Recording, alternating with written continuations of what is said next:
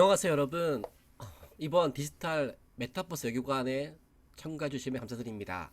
저는 한국을 세계에 알리는 반크의 박기태입니다. 자, 오늘 여러분들 어떤 마음가짐으로 이 활동에 참여했나요? 저 오늘 여러분들한테 꼭 소개해 싶은 사람이 있습니다. 네, 작년 겨울이죠. 제가 현재 현존하는 최고령 독립유공자 이하전 지사님을 배웠습니다. 네, 그분께서 최근에 2020년 2월에 서거하셨는데요. 그분은 이제 향년 104세로 별세했고, 그분은 이제 10대 시절부터 이제 독립운동 활동했습니다. 근데 이분이 생존하는 해외에 있는 유일한 최고령 독립운동가 분이었는데요. 이분이 여러분들한테 꼭 이 말을 전달하려고 해서 제가 그 내용을 좀 제가 한번 녹화했습니다. 자, 한번 제가 그분의 이야기를 한번 들려드릴게요.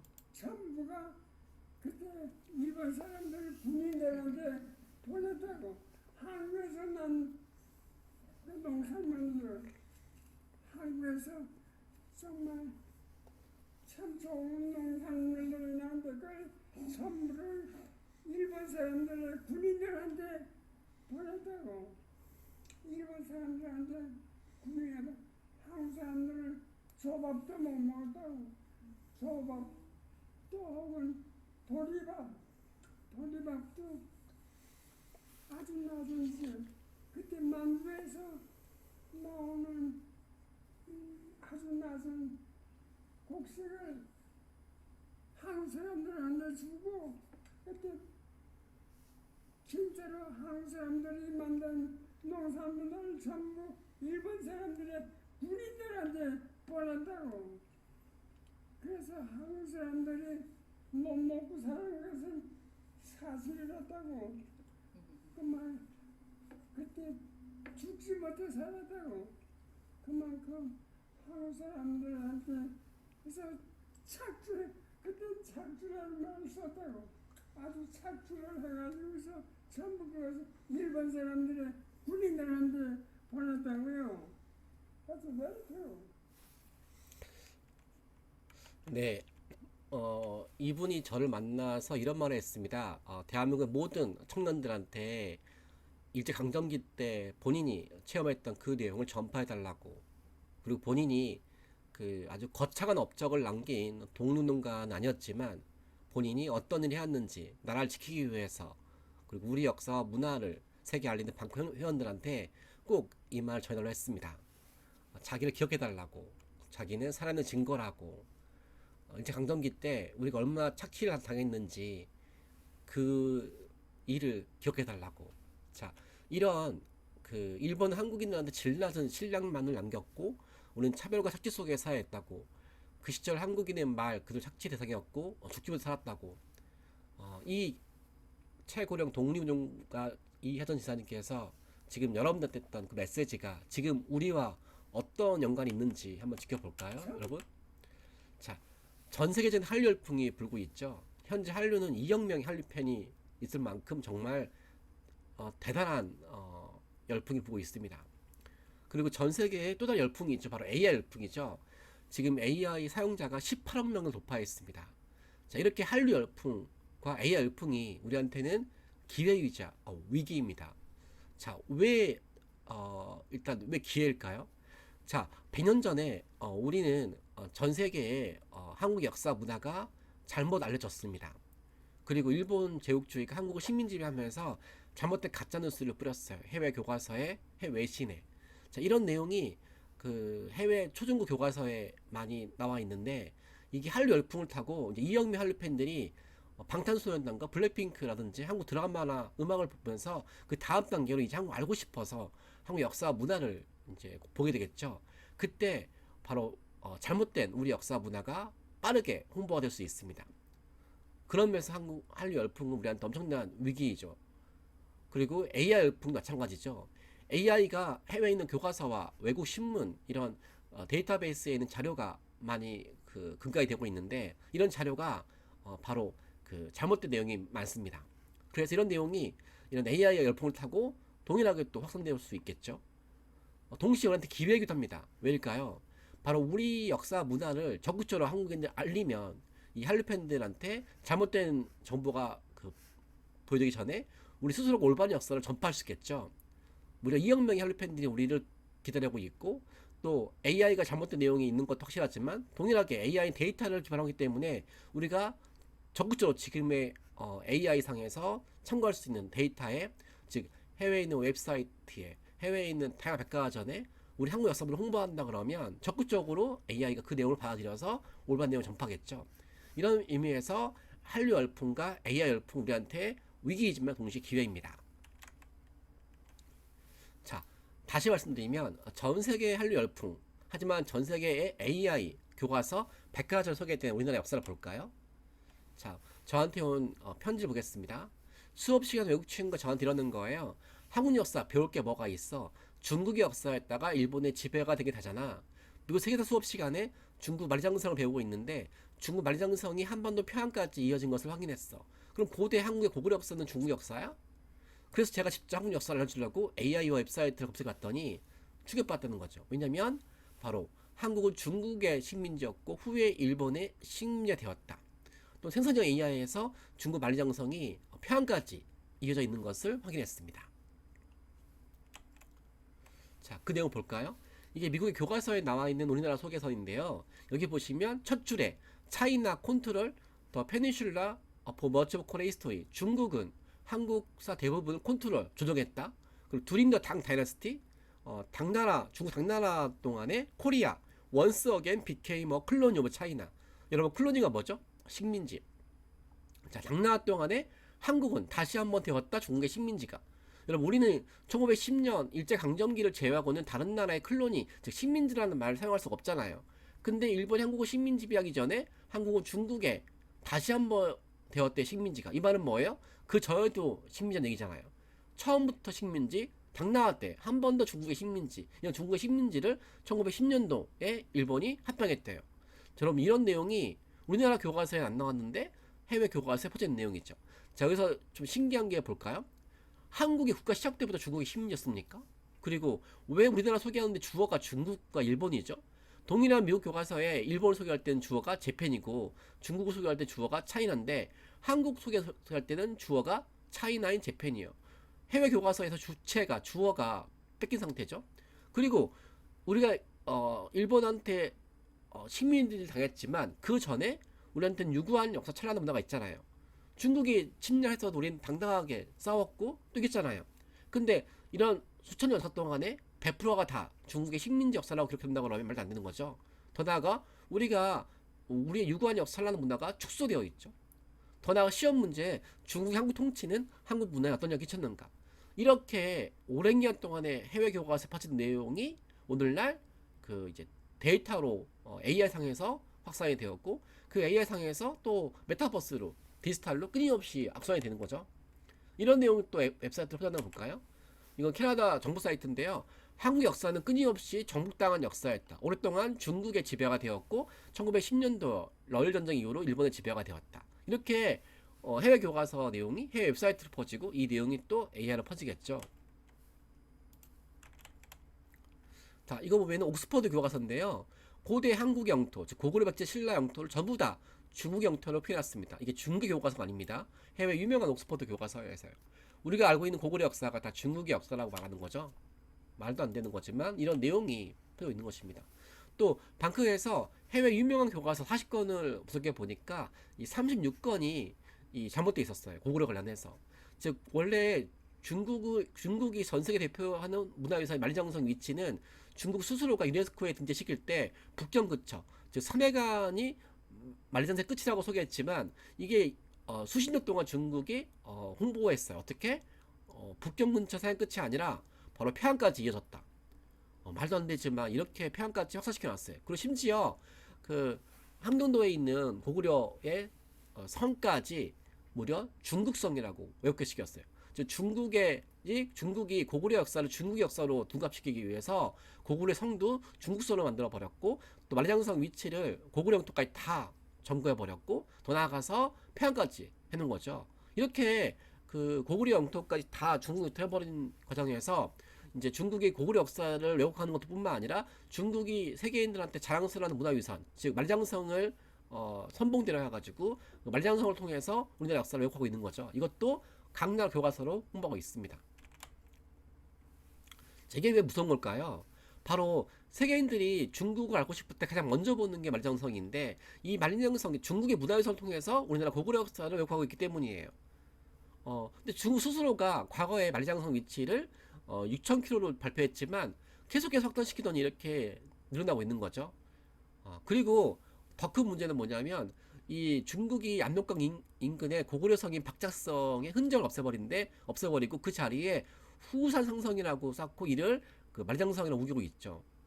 이렇게 잘못된 역사가 퍼져나가 있고 또 이 내용이 교과서로만 끝나는 것이 아니라 이렇게 AI상에서 제가 AI상에서 중국 만리장성 길을 물어보면 한반도의 평양까지도 확장시켜 나간 내용을 볼 수 있습니다. 즉 이렇게 틀린 내용을 보고 있어요.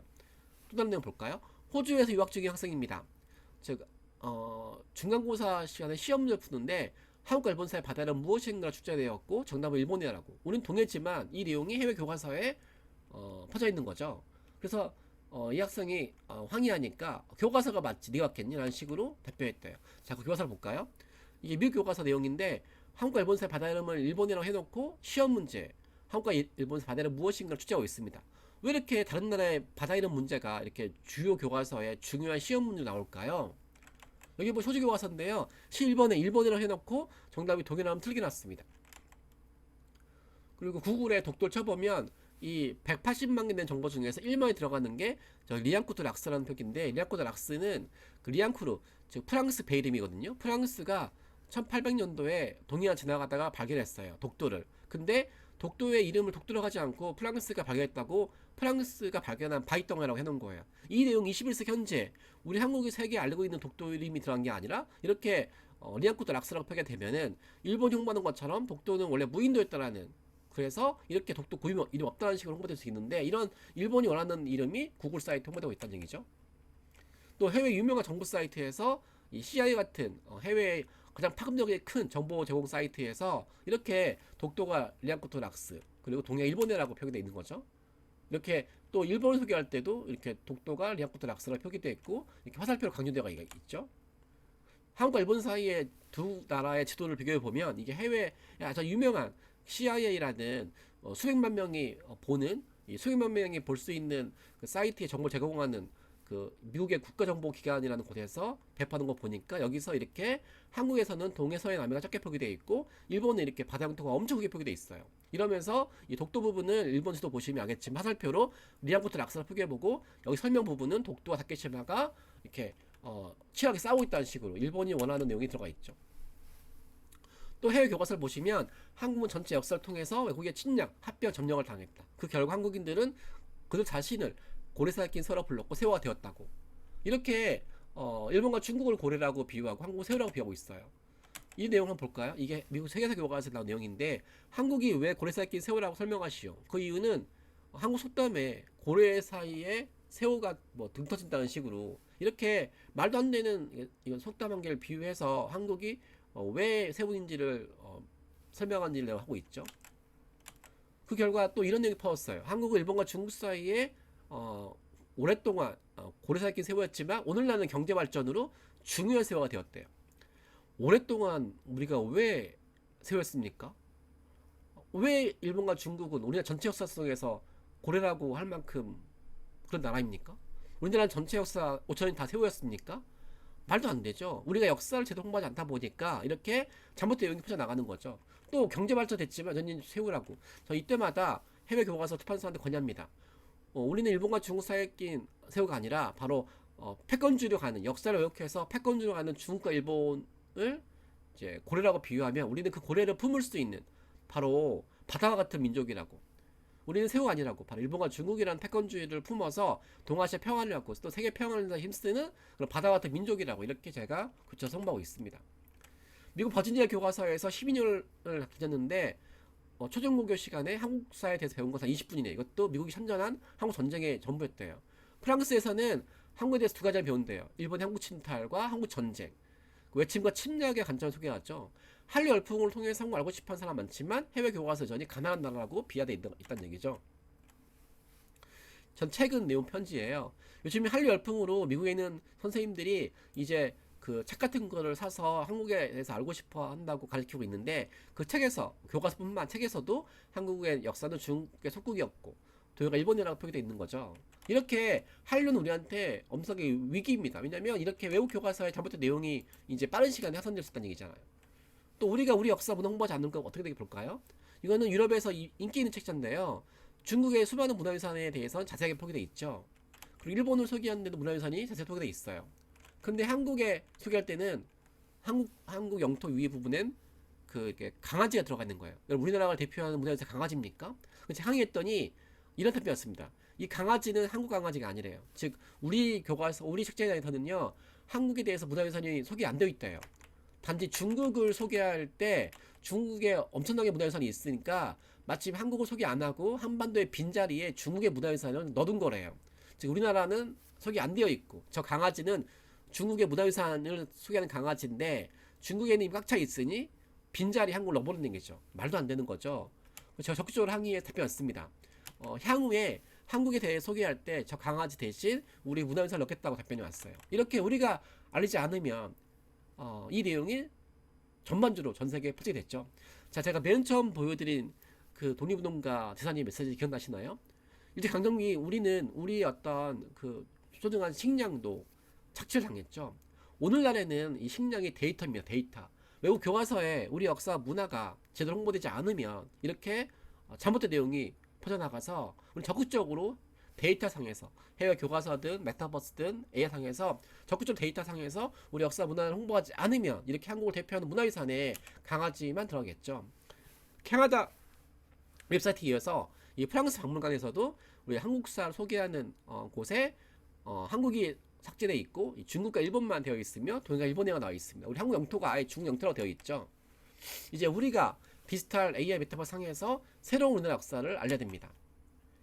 100년 전 제국시대처럼 무기를 들고 다른 나라를 침략하는 거 아신 이제 인공지능 데이터 정보망으로 사람들의 역사, 영토, 문화에 대해 생각을 조종하고 그걸 슬리하게 만드는 인공지능 패권주 시대가 등장하고 있습니다. 생산적 AI의 중국 만리장성을 물어보면 만리장성이 한반도 평양까지 이어졌다고 서술하고 있고 또 한국의 동쪽 바다 이름을 동해가 일본이라고 대표하고 있습니다. 또 우리나라 독도를 물어보면 독도가 리안코도 락스라고 또 한국에서 독도, 일본에서 다케시마라고 하고 있는 거죠.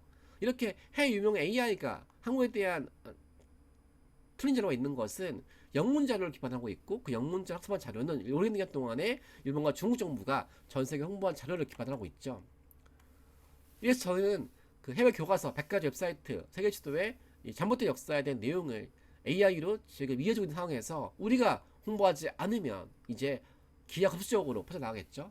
이래서 우리 모두가 다 적극적으로 바로 AI와 디지털과 메타버스 상에서 한국 홍보됩니다. 자, 그런데 이런 일을 해야 될 사람은 누구죠? 과거에 외교관만 했죠. 전 세계 80억 세계인을 대상으로 활동하는 우리나라 외교관 활동할 수 있는 대사관, 총영사관이 167곳에 불과해요. 외교관 직원이 3,000명밖에 안 돼요. 자, 80억 세계인들한테 한국의 3,000명 외교관 직원이 홍보할 수 있을까요? 지금 세계국가 80억 되는데 미국이 3억 3천만 명이죠. 근데 AI 상자가 2025년도에 18억이에요. 자, 그리고 인스타그램 이용자가 20억 명이에요. 이렇게 인스타가 20억 명의 사용자가 있고 또 AI가 18억 하고 있는데 여기서는 외교관이 활동하지 않아요. 자, 외교부 직원이 3,000명이 불과하잖아요. 그럼 우리가 과거 그 외교관들이 활동했던 것처럼 이제는 AI, 디지털, 메타버스 상에서 적극적으로 외교관을 양성해서 한국 홍보할 필요가 있지 않을까요? 자, 외교 활동하지 않으면 외교관이 없으면 어떤 일이 발생하죠? 자, 100년 전이죠. 1905년 일본 제국주의가 을사개혁을 체결했죠. 을사개혁이 뭡니까? 여기 내용을 볼까요? 일본 정부는 한국 외국에 대한 관계, 사무를 감리, 지휘하며 일본국의 외교 대표자 및 영사가 외국에 재료하는 한국인 이익을 보고한다. 일본 정부는 한국과 타국사의 현존한 조약의 실행을 완수하고 한국 정부는 절대로 일본국 정부의 중개를 거치지 않고 해외 조약을 체결할 수 없다. 즉 우리가 우리의 의지로 해외에 우리의 목소리를 알리거나 외교 활동할 수 없게 된 거잖아요. 즉 우리의 목소리가 뺏긴 거죠. 우리의 데이터를 뺏기게 되고. 자, 이런 상황에서 어떤 일이 발생했을까요? 바로 일본이 전세 가짜 뉴스를 퍼뜨렸죠. 일본이 한국을 식민지배하기 전에 한국은 원래 중국의 식민지였다. 그래서 중국의 식민지였던 한국을 일본이 침략이 아니라 보호하기 위해서 지배한 거다. 한국인들 저항하지 않고 있다. 독립운동하지 않고 있다. 한국 역사는 원래 중국의 역사였다. 이렇게 가짜 뉴스를 퍼뜨렸는데 우리 외교관이 없으니까 우리 보수 전파할 수 없었습니다. 그때 정부에서 임명한 외교가 아니지만 자발적으로 민간 차원에서 의병들이 또 청년들이 그리고 독립운동가들이 우리 역사 문화를 세계에 알리기 위해서 우리의 의지를 알리기 위해서겠죠. 저는 이런 분들이 바로 우리의 위대한 선배님이라 보고 있습니다. 자, 지금부터 그 선배님을 볼까요? 1907년이죠. 을사능력 2년 후입니다. 자, 외신기자 맥킨지가 한국에 와서 이 젊은 여러분 또래 젊은 의병들을 봤습니다. 의병이 뭡니까 여러분? 정규 군인이 아니에요. 때로는 이들이 가지고 있는 무기로는 일본 제국을 이길 수가 없잖아요. 뻔히 죽을 거 아니겠습니까? 근데 이런 거에 대해서 맥킨지라는 기자가 물어봤습니다. 외신 기자가. 당신은 일본 제국을 이길 수 있다고 생각하시나요? 그때 의병이 말했습니다. 우리는 어차피 죽겠지요. 하지만 좋습니다. 일본 노예가 되어 사느니 자유인으로 죽는 것이 훨 낫습니다. 이렇게 답변합니다. 여러분, 올바른 일을 하기 위해서 여러분 죽음을 택할 수 있습니까? 불가능하죠. 근데 100년 전에 우리 또래 의병들은 일본의 침략에 대해서 동일한 전력이 아니더라고 망가진 총으로 부족한 전력으로 목숨을 다해서 나라를 지켰습니다. 이런 모습을 보면서 외국 기자가 이런 말 했습니다. 조선의 의병들은 이길 희망이 없는 전쟁에서 죽음이 확 싫은 사람들이었다. 하지만 난 의병들의 영롱한 눈초리와 자신만만한 미소를 보았고 그때 깨달았다. 가엾게만 느꼈던 나의 생각이 잘못되었을지도 모른다고. 그들은 적어도 동포들한테 애국심이 무엇인지를 보여주고 있다고. 세 가지 문장을 전 기억합니다. 바로 영롱한 눈초리, 자신만만한 미소, 애국심. 100년 전에 우리 선배님 의병들은 자기 인생에 처음 만난 외국 기자한테 영롱한 눈빛을 보여줬고 자신만만한 미소를 보았고 보여주었고 또 지금 우리가 보기에도 그 당시에 외국 기자가 보기에도 동포들한테 애국심이 무엇인지 증거하고 있다고. 자, 여러분, 우리한테는 바로 이 세 가지가 지금 우리가 바로 디지털 메타버스 외교관으로 가져야 될 정신입니다. 우리가 만난 외국인들한테 우리는 한국에 대해서 올바른 역사문을 알린다는 영롱한 눈초리를 보여줘야 되고요. 또 우리가 올바른한다는 자신감 있는 미소를 보여줄 필요가 있고요. 또 우리 활동이 바로 처음 만난 외국인들한테 나라 사랑하는 것이 무엇인지를 보일 수 있는 애국심이 증가할 필요가 있겠죠. 이런 활동을 바탕으로 해서 이런 일병들 활동은 이 맥킨지 기사를 통해서 전세 홍보화 되었습니다. 그리고 광복 이후에 대한민국 정부는 이 맥킨지한테 외국인 독립운동가라는 훈장을 주었습니다. 즉, 이 의병들 활동은 이렇게 전 세계에 전파가 되었고 또 알려져 되었죠. 동일하게 또 있죠. 바로 고종 황제가 임명한 특사죠. 해그 특사. 이들 또한 네덜란드 국제기구에서 일본의 을사늑약에 대해서 고발하는 임무가 주어졌는데 일본의 방해로 네덜란드 회의에서 열리는 국제회의에 못 들어갔습니다. 하지만 이들은 포기하지 않고 길거리에서 또 외식 기자들한테 일일이 홍보했습니다. 즉 국제기구 안에 들어가서 홍보하는 건 실패했지만 문 밖에서 외국 기자들한테 홍보를 해서 그들의 활동이 이렇게 신문 1면에 등장했습니다. 자, 이들의 활동 볼까요? 오늘날 BTS랑 블랙핑크가 외신 1면에 등장하는 것 못지않게 외신 1면에 등장하는 거에 대한 그 어려운 일을 이 당시 했습니다. 자, 저 그래서 오늘날 방탄소년단이 한류 스타로서 그 타임즈에 나온 것처럼 저는 이 타임즈에 등장했던 방탄소년단 보는 순간에 바로 100년 전에 우리 해그 특사가 외신 1면에 일제 침략이 부당한 거라고 세계 평화를 위해서 세계 지도자들이 한국과 함께 된다고 고소했던 해그 특사가 떠올랐습니다. 그래서 해그 특사가 지금 태어났으면 이 방탄소년단 못지않게 세계 최고의 외교관으로서 타임즈에 실지 않았을까요? 그래서 시대 상황이 다르지만 우리 해그 특사도 BTS 먼저 한류 스타 아닐까라는 생각이 들어서 포스터를 만들어서 배포하고 있습니다.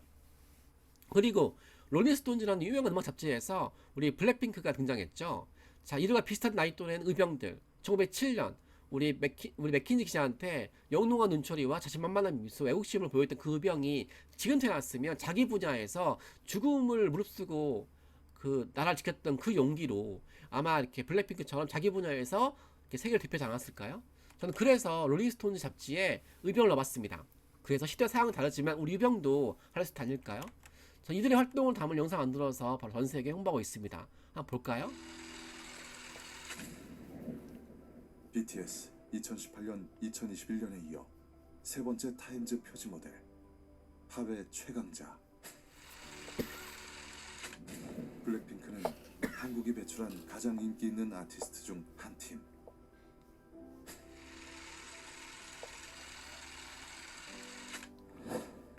1907년 7월 5일 네덜란드 만국 평화회의보 1면 헤이그 특사 활동을 보도. 한국의 독립과 한국인의 자유가 이루어지지 않는 한 동북아시아의 평화는 있을 수 없다. 한국 국민들은 독립과 자유라는 공동 목표에 대하여 정신적으로 결합되어 있으며 이 목적을 위하여 한국 국민은 죽음을 무릅쓰고 일본인의 잔인하고 비인도적이며 이기적인 침략에 대항하고 있다. 1907년 9월 24일 영국 데일리 크로니클 신문사 특파원 맥켄지, 일본 제국주의 군대와 싸우는 조선 의병들의 활동 인터뷰. 조선의 의병들은 이길 희망이 없는 전쟁에서 이미 죽음이 확실해진 사람들이었다. 하지만 난 몇몇 의병들의 영롱한 눈초리와 자신만만한 미소를 보았고 그때 깨달았다. 가엾게만 생각했던 나의 생각이 잘못되었을지도 모른다고. 그들은 적어도 동포들에게 애국심이 무엇인지 보여주고 있었다. 시대와 상황은 다르지만 BTS와 블랙핑크처럼 헤이그 특사도 의병도 우리 역사 속 한류 스타입니다. 전 세계에 알리고 싶은 당신의 역사 속 한류 스타는 누구입니까?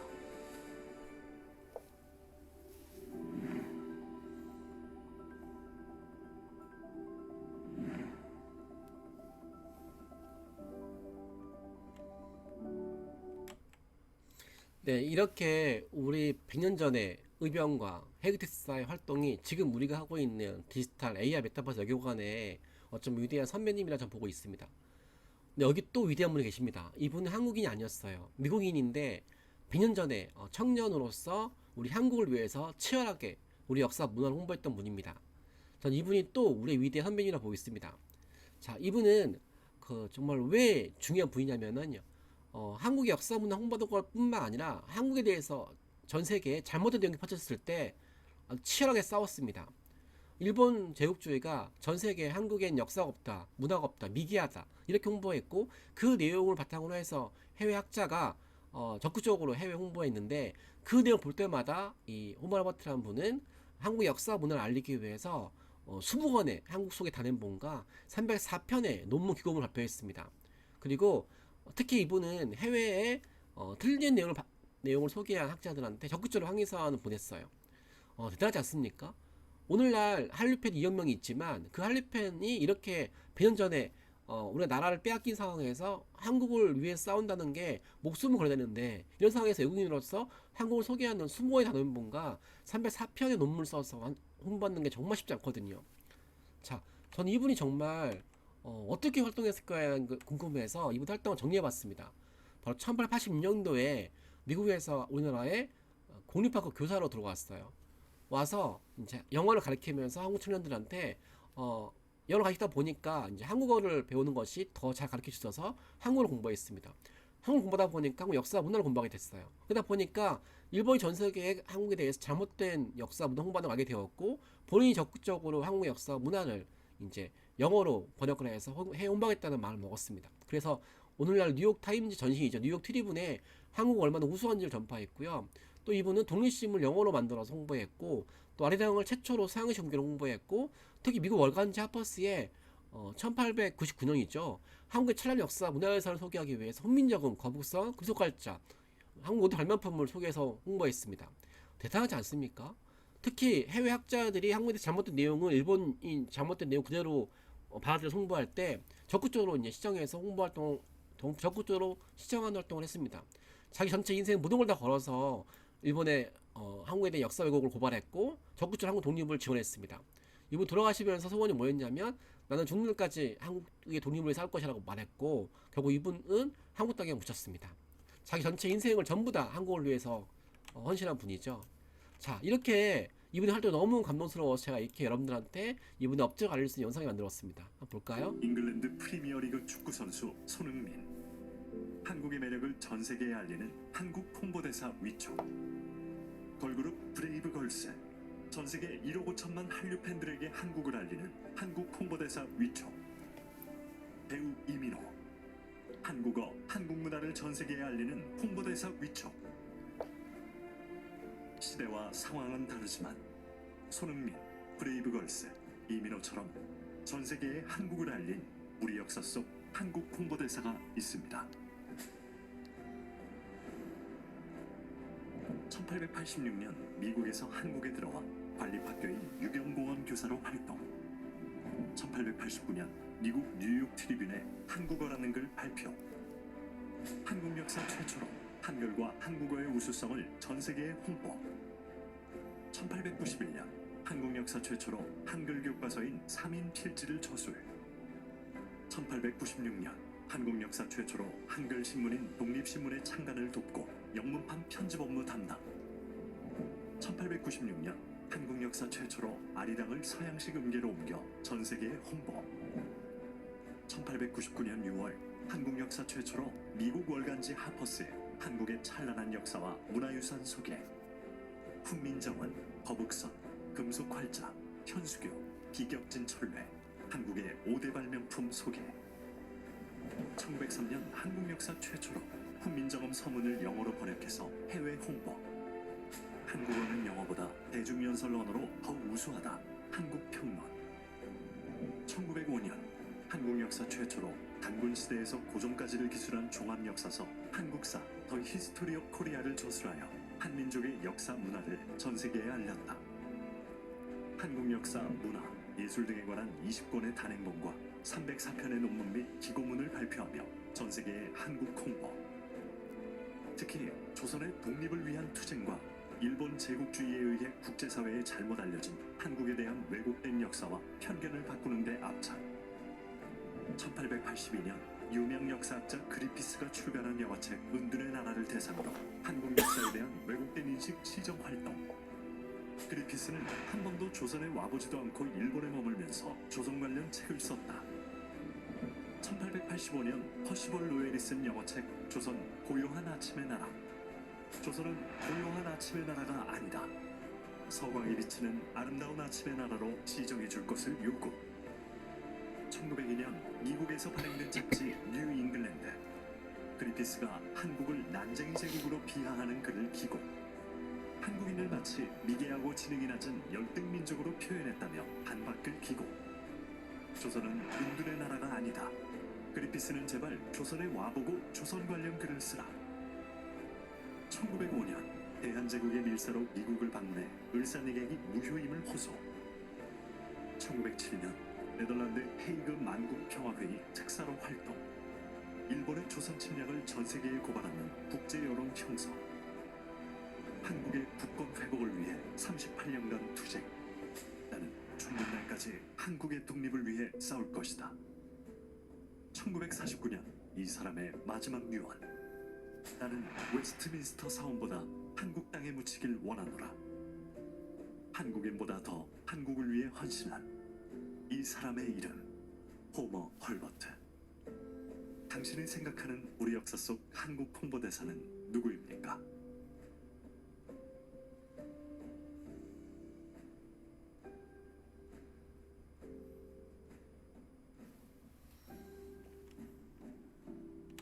어떠세요, 여러분? 100년 전에 외국인이 이렇게 한국을 세계에 알리기 위해서 얼마나 치열하게 활동했습니까? 지금이 한국을 세계에 알리는 외국인들이 자기 목숨에 위협받지 않잖아요. 100년 전에 조말버트 박사님은 자기 목숨이 위협받는 상황에서도 자기 인생 거의 대부분을 우리 역사를 지키기 위해서 싸웠습니다. 이분의 뜻을 이어나가는 것 또한 우리가 오늘 활동해야 될 일이 아닐까요? 저기 또 한 분의 위대한 분이 계십니다. 이분은 교사입니다. 일제가 한국인들을 지배하면서 바로 역사도 왜곡했지만 지리를 왜곡했어요. 어떻게 해요? 바로 지정학적 위치를 강조하면서 식민지배를 합리화했습니다. 어떻게 해요? 조선은 반도라는 지정학적 위치 때문에 역사적으로 주변 강대국의 지배를 받았다. 조선이 일본의 식민이 되는 것은 지리적으로 숙명이다. 조선인은 스스로 나라를 개혁할 수가 없다. 즉 옆에 반도라서 옆에 일본과 중국 사이에 있어서 항상 지배를 받는 게 운명이라는 거예요. 이렇게 함으로 인해서 한국의 청소년들한테 독립운동 의지를 못하게 했죠. 이때 지리교사였던 김교신은 이런 말을 했습니다. 어떻게 해요? 반도라서 다른 나라에 지배하는 게 운명이라고? 그럼 서구의 반도였던 그 그리스와 이탈리아는, 서구의 반도였던 그리스는 서구 문명의 시작을 창조했고, 또 이탈리아는 로마 문명이잖아요. 서구 문명의 중심으로 발전했잖아요. 우리나라가 반도라 식민지가 그러면 어떻게 그리스와 로마는 문명을 세웠을까요? 이것처럼 반도라 식민지라는 부분은 잘못된 내용이라고 적극적으로 알렸습니다. 이런 말 했습니다. 지금 들어와도 감동받을 내용인데요. 바로 세계시도를 뒤져보라고. 한반도는 5대양 육지장한 항구라고. 한반도는 동북아시아의 변방이 아니라 중심이라고. 물론 소문이 더 불안하지만 전 세계로 진출하기엔 최고의 위치라고. 즉 한반도는 세계 최고의 지역적으로 축복받은 나라라고. 우리 한국인들이 세계 문명의 중심이 되어야 한다고. 이분의 가르침을 받은 제자가 바로 베를린 마라톤 올림픽 금메달리스트 송기정입니다. 이렇게 위대한 스승의 위대한 제자가 있겠죠. 저는 이분의 가르침 또한 지금 우리가 적극적으로 가져야 될 것 같아서 이번에 소개 영상 만들어봤습니다. 볼까요? 일제강점기. 일본 제국주의는 한국이 중국과 일본 사이에 있다는 지정학적 위치를 가지고 식민 지배를 합리화하려는 국내외 여론 형성 작업.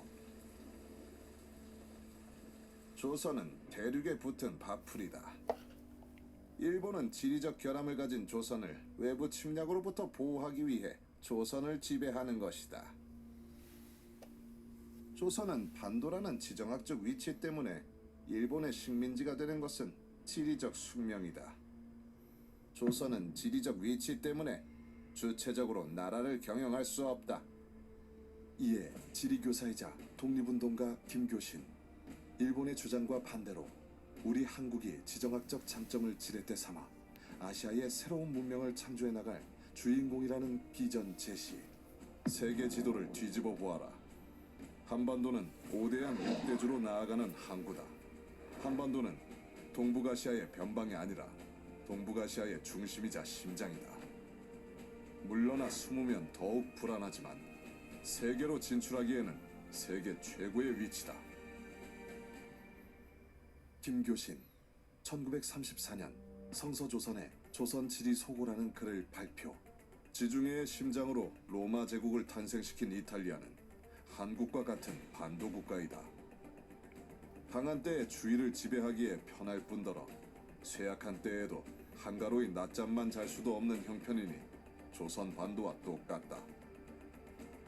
기원전 4, 5세기 무렵에 찬란하고도 독특한 문화를 세계 역사에 남긴 그리스 또한 조선처럼 반도이다.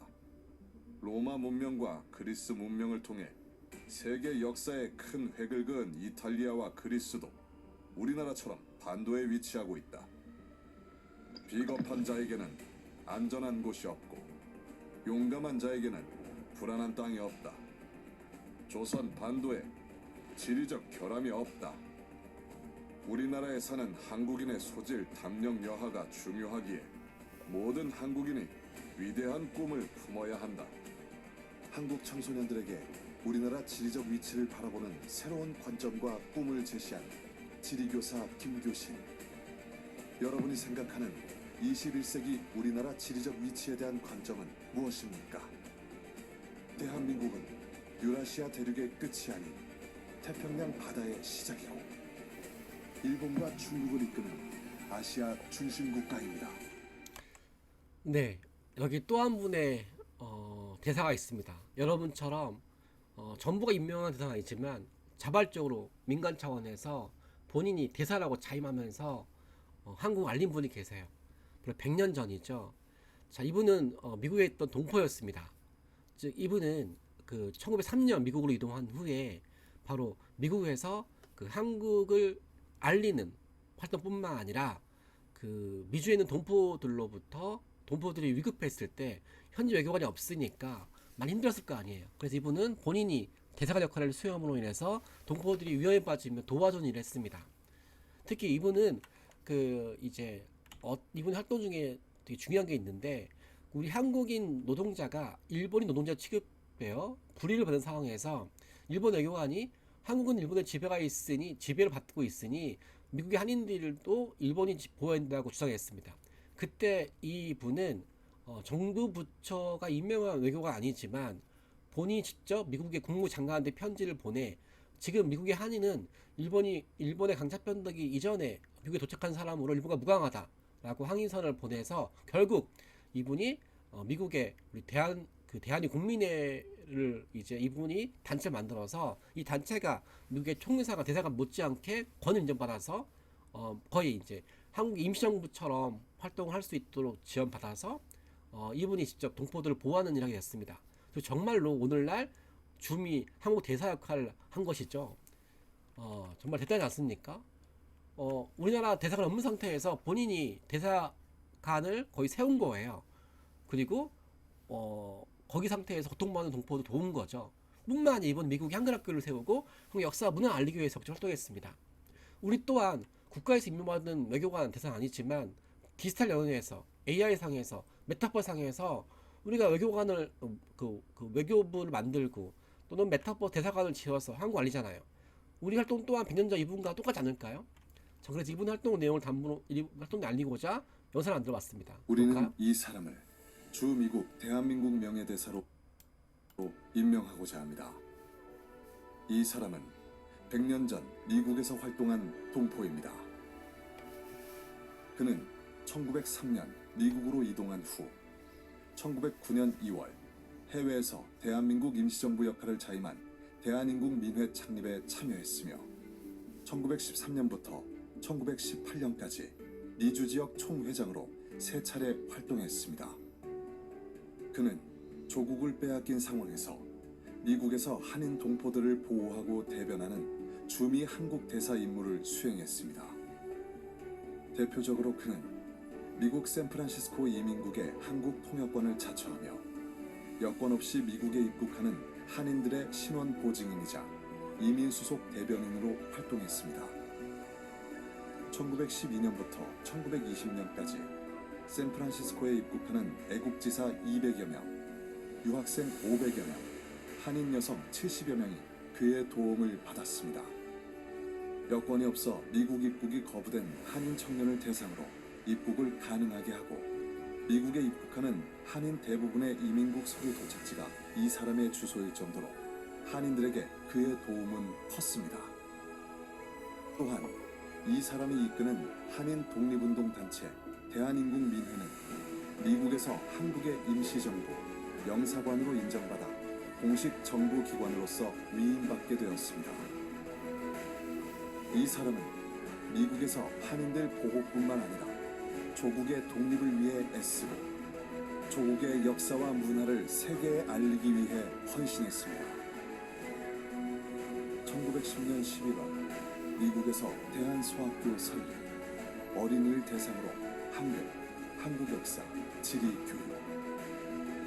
1915년 3월 1일 세계 최초로 한글 타자기를 발명해 한글 타자기로 신한민보 발행, 활자를 하나하나 손으로 찾아 조판하던 방식에서 174개의 활자를 통해 쉽게 인쇄할 수 있는 혁명적인 한글 타자기 발명, 한국 알파벳이 샌프란시스코에서 만들어지고 동양식 타이프 기계가 제작된 것은 이 세기의 위대한 진전. 미국 언론 데일리 팔로알토 타임스.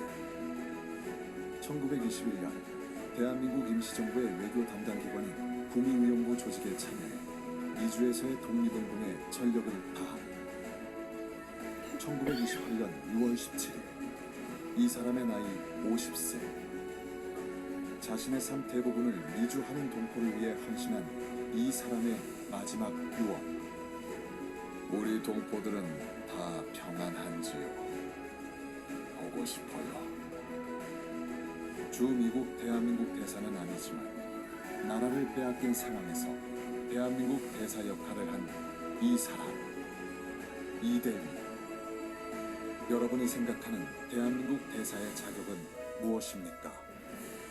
우리는 이 사람을 주 미국 대한민국 명예 대사로 추천합니다. 어떠세요, 여러분? 우리는 지금 우리가 활동하는 이 모든 활동의 어쩌면 그 뿌리는 바로 100년 전에 바로 의병, 김교신, 해그 특사, 그리고 이대위, 호벌버트 이분들의 뜻을 이어나가는 것이 아닐까요?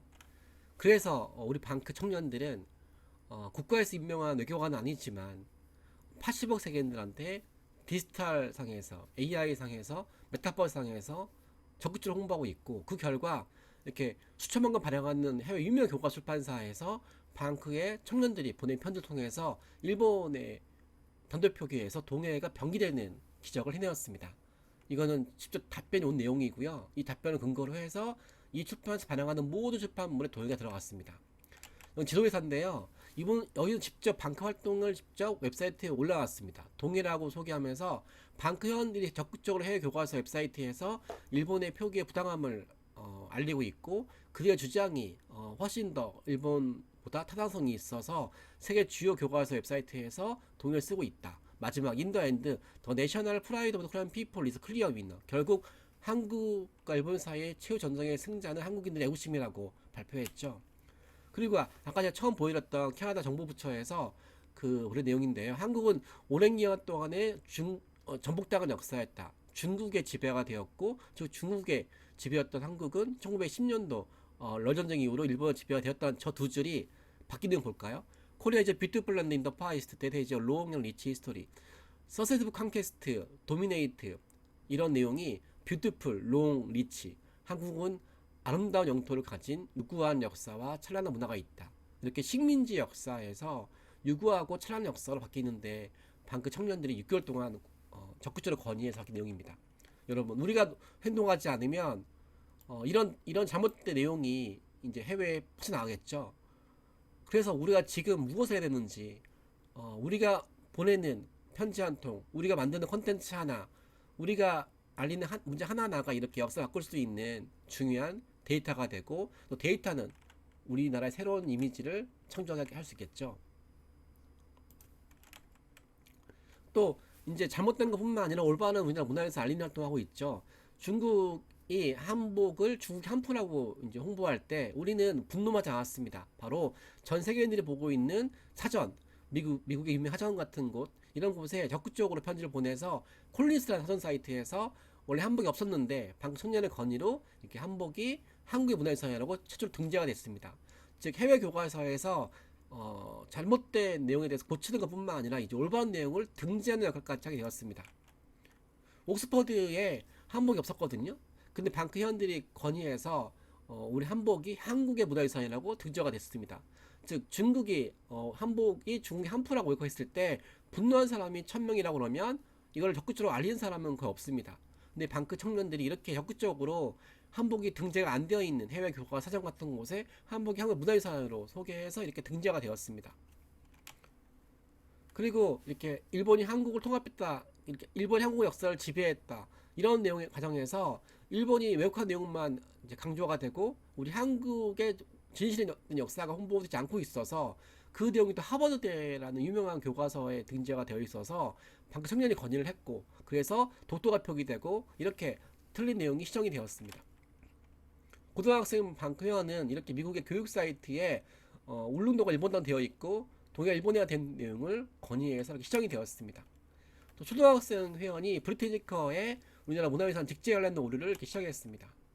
또 여러분들도 받아볼 텐데요. 방크는 이 독도와 동해 우리 역사 문화를 알리는과 동시에 적극적으로 우리가 한국을 알리기 위해서 해외 교과서 웹사이트와 AI 상에서 한국을 알리려고 그러면 우리 스스로가 만든 데이터 상에서 적극적으로 한국에 대해서 올바르게 심고 그 내용 홍보하기 위해서 우리가 200가지 홍보물을 만들어서 이 300만 부를 전 세계 초중고교에 배포했습니다. 그래서 해외 수업 시간에 일본과 중국 중심으로 배우는 세계사 교과서의 내용만 방치하지 않고 적극적으로 우리가 잘 만들어서 배포하는 활동을 하고 있습니다. 이게 다 여러분들 위대한 선배님이시죠. 이 선배님들의 뜻을 계승해서 지금 우리는 무엇을 지킬 수 있을까요? 무엇을 알릴 수 있을까요? 100년 전에 나라 뺏겼을 때 우리 역사 문화가 전 세계에 잘못되게 홍보돼 있죠. 이런 상황에서 수십 년 지난 동안 이 내용 해외 교과서의 웹사이트에 지금은 AI로 퍼지고 있습니다. 이런 상황에서 우리가 제대로 홍보하지 않으면 이제 기하급수적으로 틀린 내용이 퍼져나갈 것이고, 또 우리가 제대로 알린다 그러면 이영미 한류 팬들이 배현정 홍보하나부터처럼 우리를 도와서 올바른 역사문을 홍보할 것입니다. 그 위기와 기회에 어떤 길을 택할 것인지는 바로 여러분들의 도전에 달려 있습니다. 바로 그런 의미에서 여러분들이 바로 100년 전 독립운동가 뜻을 이어받아서 바로 대한민국 홍보회사겠죠. 여러분들의 위대한 활동을 기억하면서 제가 끝내겠습니다. 다시 한번 진심으로 감사 고맙습니다. 안녕히 계세요.